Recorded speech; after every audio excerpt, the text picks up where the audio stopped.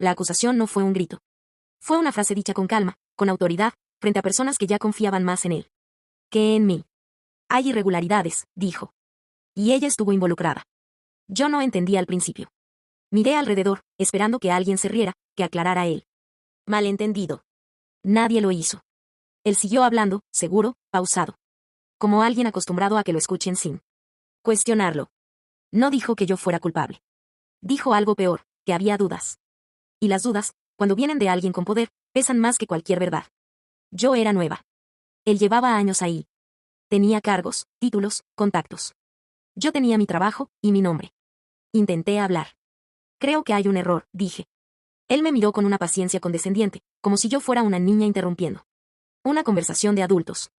Tranquila, respondió. Esto se va a investigar. Ahí empezó todo. No me suspendieron ese día. No me despidieron. No me señalaron abiertamente. Solo me dejaron bajo sospecha. Y cuando una acusación flota sin caer, empieza a hacerlo todo más lento, las miradas, las respuestas, los silencios. Ese día entendí algo que nunca te enseñan. No necesitas haber hecho algo para empezar a pagar por ello. Solo necesitas que alguien importante diga que quizás lo hiciste. Las irregularidades nunca se explicaron del todo. Ese fue el primer movimiento. No había un hecho concreto al que defenderme. No existía un error puntual que pudiera señalar y decir eso no lo hice. Había, en cambio, una historia en construcción. ¿Y él era quién? La narraba. Empezaron las reuniones a las que yo no estaba invitada. Las conversaciones que se cortaban cuando entraba. Los correos con copias innecesarias, escritos con un tono excesivamente correcto, como si ya estuvieran pensados para ser leídos por otros. Un día me llamó a su oficina. Esto no es personal, me dijo. Pero tienes que entender que cuando hay una duda, lo mejor es tomar distancia. ¿Distancia de qué?, quise preguntar. Pero no lo hice. Porque él no hablaba de hechos. Hablaba de percepciones. Algunos procesos pasaron por tus manos, continuó. Nada grave, pero ya sabes cómo son estas cosas. Asentí, sin saber exactamente a qué estaba asintiendo. Salí de ahí con una sensación clara. Yo no estaba respondiendo a una acusación. Estaba ocupando un rol. El rol de la posible responsable. Y una vez que te asignan ese papel, todo lo que haces empieza a encajar ahí. Si hablas, es porque te defiendes demasiado. Si callas, es porque escondes algo. Si te equivocas en algo mínimo, confirma la sospecha. Si lo haces perfecto, parece actuación. Él, en cambio, se movía cómodo. Seguro. Siempre disponible para aclarar dudas. Siempre. Preocupado por el bien del equipo. Nunca me acusó directamente. Nunca me dio oportunidad de cerrar nada. Porque el poder no necesita gritar. Solo necesita instalar una versión. Y yo, sin darme cuenta, ya estaba viviendo dentro de ella. Lo más duro no fue que me señalaran. Fue que dejaran de mirarme igual. Personas con las que trabajaba todos los días empezaron a hablarme con cuidado excesivo. Como si cualquier palabra pudiera comprometerlos. Otros, directamente, dejaron de hablarme. No porque creyeran que yo era culpable. Sino porque no querían quedar asociados. El aislamiento no vino con órdenes. Vino con silencios. Pedí una reunión con recursos humanos. No para acusar. Para entender. Para saber de qué. Me defendía. Estamos revisando, me dijeron. Por ahora, sigue con tus funciones. Pero mis funciones ya no eran las mismas. Me quitaron responsabilidades temporalmente. Me sacaron de proyectos hasta que se aclare. Me pidieron que documentara todo por precaución.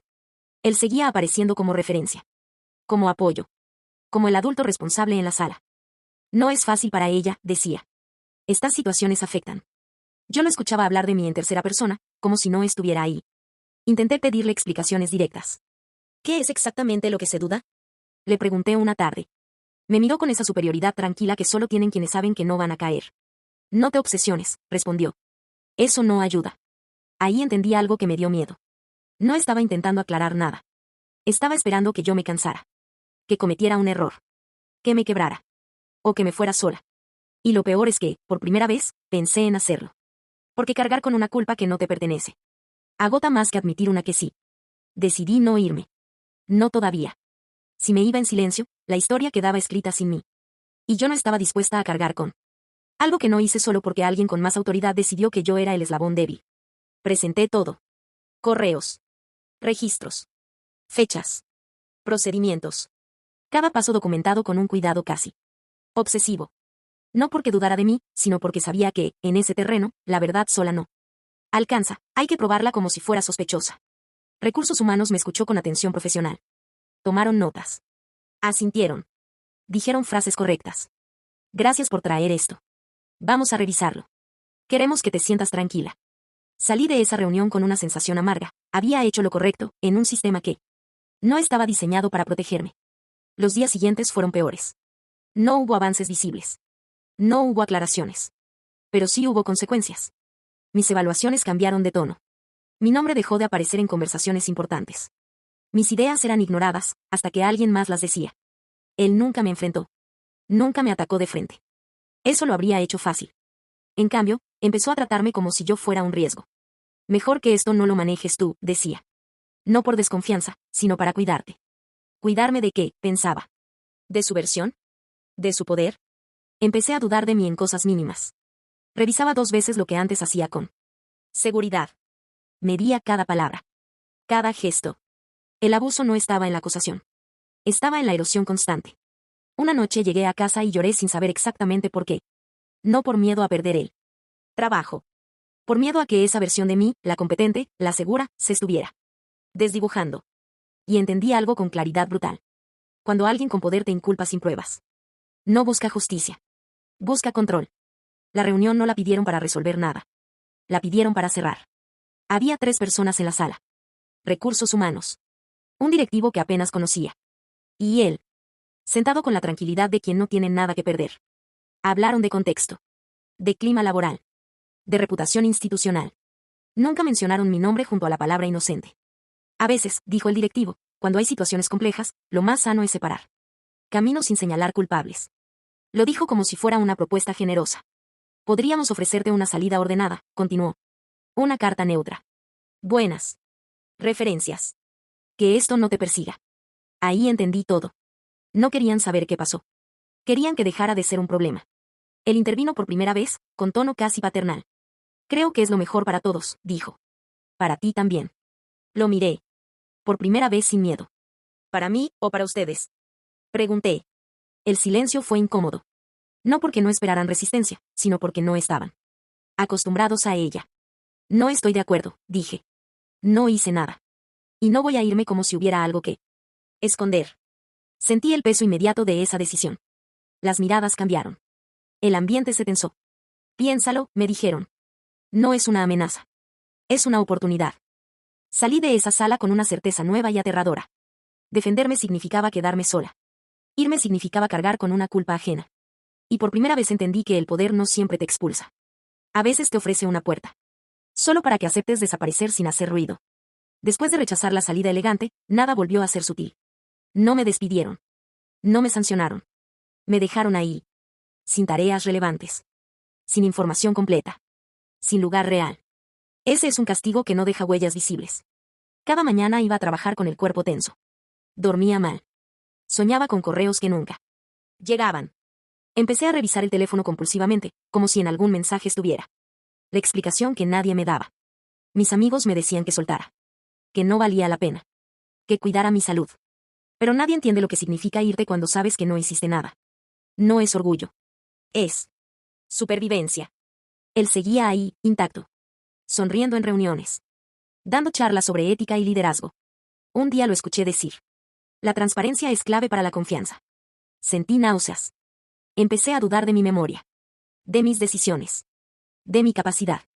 Eso es lo más peligroso de una inculpación prolongada, te roba el centro. No te quita la verdad. Te quita la certeza. Fui al médico por primera vez en años. Ansiedad, dijo. Estrés prolongado. Me recomendó. Descanso. ¿Cómo se descansa de una injusticia? Una noche, sentada en el piso de mi apartamento, entendí algo que me dio miedo y fuerza al mismo tiempo. Ellos podían sostener esto más tiempo que yo. A menos que cambiara las reglas. Y por primera vez, dejé de pensar en defenderme. Y empecé a pensar en exponer. Lo primero que entendí fue que sola no podía. No porque no tuviera razón, sino porque el sistema estaba diseñado para agotarme antes de escucharme. Así que dejé de pedir permiso. Empecé por alguien que ya no trabajaba ahí. Alguien que se había ido por decisión propia. Le escribí sin demasiadas expectativas. Respondió en minutos. A mí me hicieron lo mismo, dijo. Solo que yo acepté irme. Ahí algo encajó. No era un error. No era un malentendido. Era un patrón. Hablé con otra persona. Y otra. Historias parecidas, detalles distintos, mismo final, duda. instalada, reputación erosionada, salida silenciosa. Todos tenían algo en común. Ninguno había tenido suficiente poder para defenderse sin pagar un precio. Busqué asesoría legal por primera vez. No para demandar. Para entender. Para saber qué tan desprotegida estaba. Esto no es un caso aislado, me dijo la abogada. Es una estrategia. Poner en duda. No acusar formalmente. No dejar rastro claro. Forzar el desgaste. Salí de ahí con miedo. Pero también con algo nuevo, lenguaje. Nombrar lo que me estaba pasando lo volvió real, visible. Empecé a documentar todo de otra forma. No para recursos humanos. Para mí. Para afuera. Fechas. Frases exactas. Cambios de funciones. Testigos indirectos. Todo. Sabía que hablar tenía consecuencias. Que iba a perder oportunidades. Que mi nombre podía quedar marcado. Pero también sabía algo peor. Callar ya me estaba destruyendo. Y por primera vez desde que todo empezó, sentí que el miedo había cambiado de lugar. Ya no era miedo a perder. Era miedo a quedarme callada. Presenté la denuncia un lunes. No fue impulsivo. Fue después de semanas de ordenar todo, de leer, de aceptar que ya no había marcha atrás. No lo hice buscando venganza. Lo hice para que dejara de ser solo mi palabra contra la suya. La reacción fue casi inmediata. Ese mismo día me pidieron otra reunión. Esta vez el tono había cambiado. Ya no era condescendiente. Era frío. Esto escala innecesariamente la situación, me dijeron. ¿Innecesariamente para quién?, pensé. Él no estaba en la sala. Pero su presencia se sentía igual. Como si cada palabra estuviera calibrada para protegerlo. Estás exponiéndote, añadieron. Estas cosas tienen consecuencias. No lo dijeron como amenaza. Lo dijeron como advertencia amable. Al salir, noté cosas pequeñas, miradas que se desviaban, conversaciones que se cortaban. Alguien me escribió para decirme que tuviera cuidado. Otro dejó de saludarme. El sistema empezaba a cerrarse. Esa semana revisaron mi trabajo con lupa. Me pidieron explicaciones por decisiones antiguas. Reabrieron asuntos que ya estaban cerrados. Yo seguí yendo. Seguí respondiendo. Seguí documentando. Una noche recibí un correo de él. El primero en meses. Lamento que hayas tomado este camino. Siempre quise ayudarte. Ojalá puedas reconsiderar antes de hacerte daño. Lo leí varias veces. No decía nada ilegal. No decía nada explícito. Pero decía todo. Ahí entendí algo con claridad absoluta. El abuso de poder no se defiende con mentiras. Se defiende con reputación. Y él estaba dispuesto a usar la suya hasta el final. Yo apagué el computador y respiré hondo. Tenía miedo. Pero ya no estaba sola. Y eso, en ese punto, lo cambiaba todo. No fue un gran evento. Fue una noche común. Estaba sola, sentada en la cama, con el computador abierto y ningún correo nuevo. Habían pasado días desde la denuncia y el silencio era ensordecedor. Ese silencio estratégico que no calma, que carcome. Pensé en renunciar. De verdad. Pensé en escribir un mensaje corto, digno, cerrar todo y empezar de cero en otro lugar. Nadie me iba a culpar. Muchos lo considerarían inteligente. Ahí es donde el sistema gana. Porque no te derrota gritándote. Te derrota convenciéndote de que seguir es inútil. Lloré. No de tristeza pura. De cansancio. Ya un tipo de cansancio que no se quita durmiendo. Me pregunté si había exagerado. Si tal vez malinterpreté cosas. Si valía la pena perder tanto por algo que otros soportaron en silencio. Eso también es parte del mecanismo. Cuando el poder es constante, la resistencia empieza a parecer irracional. Agarré el teléfono para escribirle a la abogada y decirle que paráramos todo. Y justo ahí entró un mensaje. Era de alguien que no esperaba. Una persona de otro departamento. Alguien que casi no conocía. Escuché lo que está pasando. No soy la única que lo vio. Si necesitas que diga lo que sé, cuenta conmigo. Me quedé mirando la pantalla. No era una prueba definitiva. No era una victoria. Pero era una grieta. Por primera vez, alguien hablaba sin que yo lo pidiera. Sin miedo inmediato. Sin cálculo. Entendí algo fundamental. El poder parece sólido hasta que alguien más confirma que también ve las fisuras. Esa noche no dormí mejor. Pero dejé de pensar en rendirme. Porque ya no se trataba solo de mí. Se trataba de romper un silencio que otros todavía cargaban. Después de ese mensaje, algo cambió. No afuera. Adentro del sistema todo seguía igual. Pero por debajo, empezó a moverse. La persona que me escribió no fue la única. No de inmediato, pero una abrió la puerta y otras empezaron a asomarse. Mensajes breves. Cuidados. Medidos. Yo estuve en esa reunión. Escuché cómo habló de ti. No dije nada en su momento, pero lo recuerdo. Nadie quería ser protagonista. Todos querían dejar constancia. Eso es importante, cuando el poder cae, no cae por un grito. Cae por acumulación. La investigación avanzó lento, pero ya no era simbólica. Esta vez pidieron registros que nunca antes me habían solicitado. Correos antiguos. Minutas. Cronologías. Él empezó a cambiar. Ya no sonreía igual. Interrumpía más. Hablaba demasiado en reuniones donde antes dominaba con silencio. Un día lo vi perder el control. No fue un estallido. Fue peor. Fue una frase fuera de lugar, dicha con fastidio, delante de personas que ya estaban mirando con otros ojos. Esto es una exageración alimentada por susceptibilidades personales, dijo. Nadie respondió. Pero nadie asintió. Ese fue el momento. El poder necesita consenso. Aunque sea pasivo. Y por primera vez, no lo tuvo. Esa tarde me llamaron para ampliar mi declaración. No para dudar de mí, sino para entender. El patrón. No eres la única, me dijeron. Y eso cambia el enfoque. Salí de ahí temblando. No de miedo. De descarga. Por meses sentí que empujaba una pared sola. Ahora sentía que la pared estaba hueca. No había ganado. Todavía no. Pero él ya no controlaba el relato. Y cuando alguien con autoridad pierde eso, lo demás es cuestión de tiempo. La resolución llegó un jueves. No hubo anuncio general. No hubo comunicado emotivo. No hubo disculpas públicas. Solo un correo breve. Se han identificado irregularidades en la conducta de liderazgo. Se tomarán medidas acordes a los protocolos internos. Lenguaje neutro. Aséptico. Cuidadosamente diseñado para no admitir demasiado. Él dejó de aparecer al día siguiente. No explicaron si fue suspensión, salida acordada o reubicación estratégica. En los pasillos. Se hablaba en voz baja. Algunos parecían aliviados. Otros incómodos. Unos pocos molestos. El poder rara vez cae haciendo ruido. Cae siendo reemplazado. Me llamaron después. Me agradecieron la valentía. Me dijeron que mi caso había ayudado a mejorar procesos. Que ahora habría capacitaciones. Nuevos protocolos. Canales de denuncia reforzados. Todo sonaba correcto. Pero yo no sentí euforia. Sentí vacío. Porque durante meses mi vida se había organizado alrededor de resistir. Y cuando la amenaza desaparece, nadie te explica cómo se vuelve a respirar normal. Volví a mi escritorio. Él mismo. La misma silla. Pero yo no era la misma persona. Algunos compañeros me miraban con admiración. Otros con distancia. Un par evitaban cruzarse conmigo. Eso también es parte del costo. Ser la que habló te vuelve visible. Y la visibilidad nunca es neutra. Una semana después pedí una licencia. No por estrategia. Por agotamiento real. El cuerpo. Pasó factura tarde, como suele hacerlo. En esos días entendí algo que nadie dice. No luchas contra el poder para salir ilesa. Luchas para salir íntegra. Perdí ingenuidad. Perdí tranquilidad. Pero no perdí mi voz. Y eso, aunque no lo celebran en correos oficiales, es lo que realmente cambia las cosas. Pasaron varios meses. No seguí ahí. No fue una huida ni una victoria ruidosa. Fue una decisión tranquila, tomada una mañana. Cualquiera, cuando entendí que ya había dado todo lo que ese lugar podía pedirme. Ahora trabajo en otro sitio.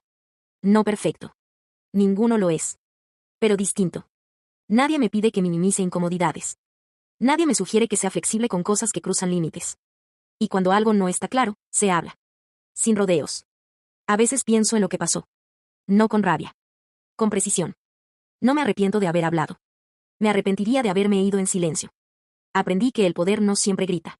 A veces sonríe, recomienda, protege a los suyos y te invita a desaparecer con educación.